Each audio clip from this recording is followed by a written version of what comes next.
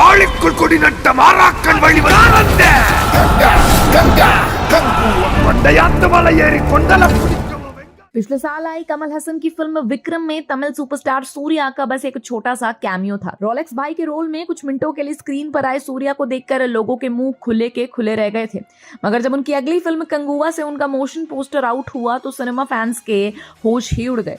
2024 में south film industry से कई धमाकेदार फिल्में रिलीज होने वाली हैं। साउथ सुपरस्टार सूर्या इन दिनों अपनी अपकमिंग फिल्म कंगुवा को लेकर चर्चे में है। फिल्म की अनाउंसमेंट के बाद से फैंस सूर्या की इस फिल्म का बेसब्री से इंतजार कर रहे हैं। अब कंगुवा को लेकर एक बड़ा अपडेट सामने आया है। निर्देशक सिरुथाई शिवा के निर्देशन में बनी इस फिल्म का टीजर रिलीज होने वाला है। कंगुवा का टीजर को 19 मार्च को रिलीज किया जाएगा। प्रोडक्शन हाउस स्टूडियोज ग्रीन ने इंस्टाग्राम पर खबर शेयर करते हुए लिखा कि एक घटना के लिए तैयार रहे। कंगुवा आपकी पर्सनल स्क्रीन को जलाने के लिए तैयार है। ये एक सीजल टीजर 19 मार्च को शाम 4:30 बजे आएगा। पब्लिसिटी देख रहे हो, इन्होंने सीजल ऐड क्यों किया? क्या ये कोई सीजलर है? शायद सच में सीजलर ही होगा जो आपकी स्क्रीन पर स्वाद और तड़के का एक्सपीरियंस देगा। लेकिन ऐसी पब्लिसिटी हम SRK की जवान डंकी के ट्रेलर टीजर लॉन्च में देख सकते हैं, जिसमें उन्होंने डंकी के सॉन्ग्स, टीजर और ट्रेलर को डंकी ड्रॉप 1-2 सीरीज के नाम से लॉन्च किया था। वही जवान में शाहरुख ने प्रीव्यू शब्द का इस्तेमाल किया था जो काफी यूनिक था। कंगुवा को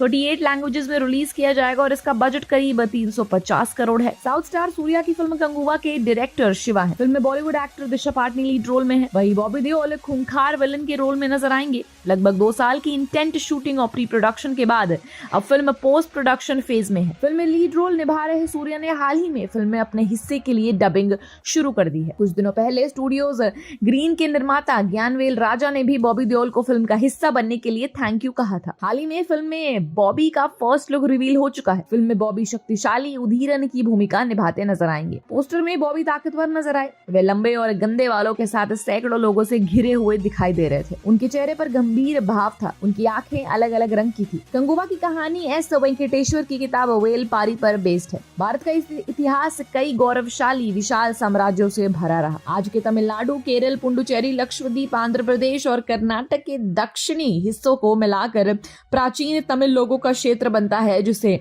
तमिलकम कहा जाता है। तमिलकम के अधिकार इलाके पर चोल, चेर या पांडे में से जो एक राजा होता है, मगर इन्हीं के बीच परम्बू नाडु और उसके आसपास के इलाके में एक छोटा राजवंश वेलिर का राज था। वेलपारी को तमिल इतिहास के 7 महानतम संरक्षकों में से एक कहा जाता है।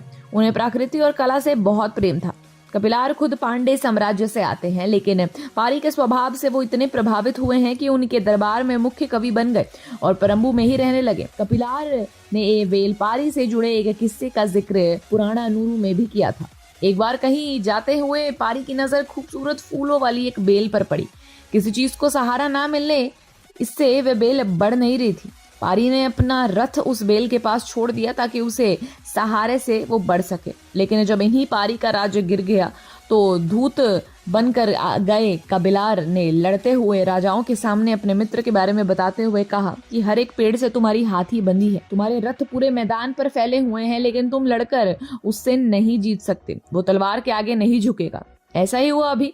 वेलपारी ने कई साल तीनों बड़े साम्राज्य के राजाओं से अकेले लोहा लिया और युद्ध जारी रखा। अगर इसकी कहानी देखें तो बॉबी का कैरेक्टर इसी राजा की तरफ दिख रहा है, क्योंकि बॉबी के कैरेक्टर को जन समुदायों के रक्षक में से दिखाया गया है। कई ज्ञानेवाल राजा के स्टूडियोज ग्रीन ने पिछले 16 सालों में कई ब्लॉकबस्टर फिल्में दी हैं। इन फिल्मों में सिंगम सीरीज, पृथ्वीवीरन, सिरुथाई, नान महानल्ला, मद्रास, टेडी, पाथुथाला जैसी फिल्में शामिल है। आपको कंगुवा को स्क्रीन पर देखने के लिए कितनी एक्साइटमेंट है, हमें कमेंट सेक्शन में जरूर बताएं। Until then, keep watching Bollygrad Studios. Become an actor in Bollywood. WhatsApp hi to 88288 588.